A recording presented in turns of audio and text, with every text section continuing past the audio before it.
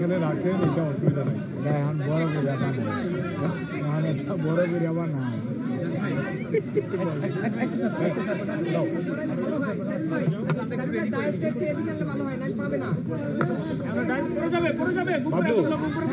একটু পিছনে যাই।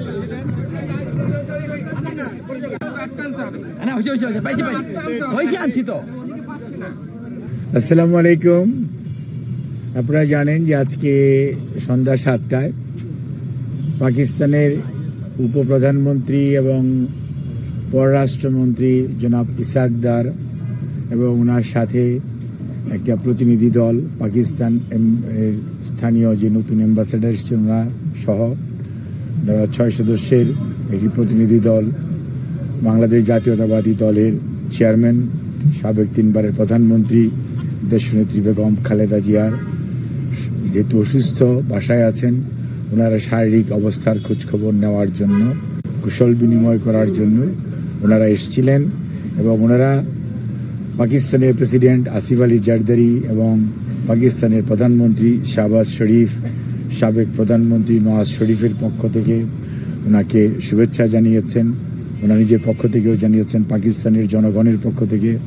সর্বোপরি মানে বাংলাদেশের সাথে পাকিস্তানের যে সম্পর্কে সেটি উল্লেখ করেছেন। বাট ওনার শারীরিক অবস্থা খোঁজ নেওয়ার জন্য, উনি যেহেতু দীর্ঘদিন যাবৎ অসুস্থ, সেজন্যে ওনার এসেছিলেন।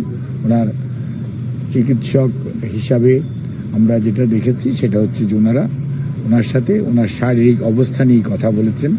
দেশের রাজনীতি নিয়ে তেমন কোনো কথা হয়নি, কেমন আছেন বা কেমন চলছে এই সমস্ত কথাই।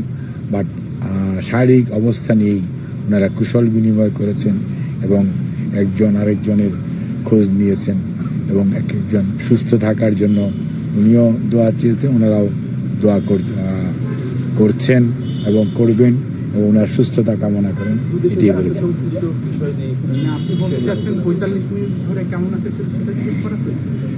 আপনাকে বুঝতে হবে যে দেশনেত্রী বেগম খালেদা জিয়া দীর্ঘদিন যাবত অসুস্থ এবং পাকিস্তানের উপপ্রধানমন্ত্রী এবং অ্যাম্বাসেডার বা ওনাদের প্রতিনিধি দল যে এসছেন, ওনারা কথা বলেছেন এবং কথা বলার ফাঁকে ফাঁকে যে একদম ম্যাডাম হয়তো জিজ্ঞেস করেছে আপনাদের এলাকায় বন্যা কেমন হচ্ছে, আগে তো বন্যা বাংলাদেশেই হতো, এখন আপনাদের এখানেও হচ্ছে, এটা যেমন হয়তো উনি বলেছেন।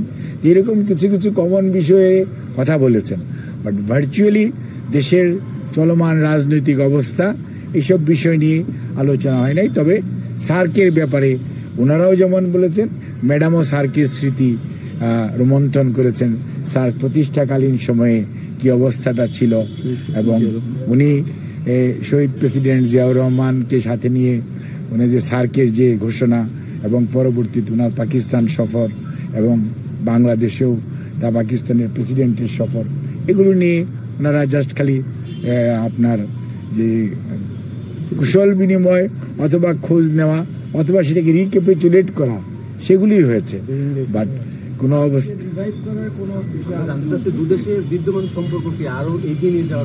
ও আচ্ছা, এটা তো ধরেন স্বাভাবিক কথা যে আপনার দেশের স্বার্থ সংশ্লিষ্ট বিষয়ে ভবিষ্যতে যাতে দুদেশের মানুষের সাথে আরও আপনার সম্পর্ককে স্বাভাবিকরণ এবং একই আন্তর্জাতিক অঙ্গনে যাতে সবাই মিলিতভাবে কাজ করতে পারে, সে কথা উনি বলেন। বাংলাদেশ তো গণতন্ত্রের পথে উত্তরণের পথে আছে, আপনি সেই বিষয় নিয়ে কোনো নির্বাচনের দিকে যাচ্ছে বাংলাদেশ, এই বিষয়টা নিয়ে কোনো আলোচনা হয়েছিল? এইদিকে কোনো ওনারা আশাবাদ ব্যক্ত করেছেন যে বাংলাদেশ তো নির্বাচনের দিকে যাচ্ছে, কাজেই সেটার মধ্যে নিশ্চয়ই, এবং সেখানে আমাদের ভারপ্রাপ্ত চেয়ারম্যান জনাব তারেক রহমান সাহেব নেতৃত্ব দিবেন এবং সেই নেতৃত্বেই বাংলাদেশ জাতীয়তাবাদী দল এগিয়ে যাচ্ছে, সে কথা বলেছেন।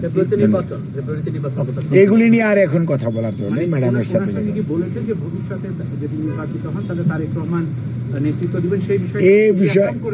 এই বিষয়গুলো তো ওনার সাথে আলোচনার বিষয় না। নো, বিদেশিরা কি বলে দিবে আমাদের এখানে কে নেতৃত্ব দিবে? এদেশের মানুষ সিদ্ধান্ত নিবে এদেশে আগামী দিনে কে নেতৃত্ব দিবে। ধন্যবাদ। এটা বলেছে কিনা পাকিস্তানের পক্ষ থেকে কোনো মানে বাংলাদেশের একটা পরিবর্তন হয়েছে স্বৈর শাসন বা ফ্যাসিবাদের সেই বিষয়ে সেই ইস্যুতে এসেছিল? বাংলাদেশ যেতে আগামী দিনে একটি সুন্দর রাজনৈতিক পরিবেশের দিকে এগিয়ে যাচ্ছে সে কথাটি আলোচিত হয়েছে এবং সেটাকে সবাই প্রশংসা করেছে। ধন্যবাদ। স্যার তো এখন বলা চলে অকার্যকর, এটাকে গতিশীল করার জন্য কি ধরনের পদক্ষেপ? সেটি যখন সুযোগ সময় আসবে তখন ইনশাল্লাহ দেখতে পাবেন স্যারকে গতিশীল করার জন্য বাংলাদেশ জাতীয়তাবাদী দল তার যথাযথ ভূমিকা পালন করবে ইনশাআল্লাহ।